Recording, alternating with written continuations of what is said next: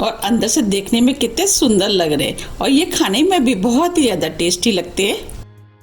आप इन लड्डू को बनाइए, खाइए, फिर मुझे कमेंट्स करके जरूर बताइए कि आपके लड्डू ये कैसे बने और आपको ये लड्डू कैसे लगे।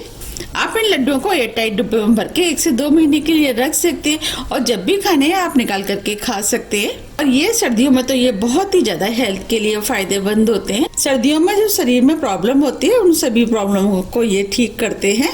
आप एक लड्डू को सुबह शाम किसी भी टाइम खा सकते हैं।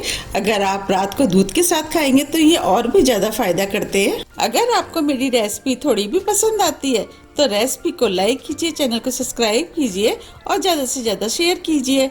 अब हम फिर मिलते हैं इसी तरह की टेस्टी रेसिपी के साथ। जब तक के लिए नमस्कार।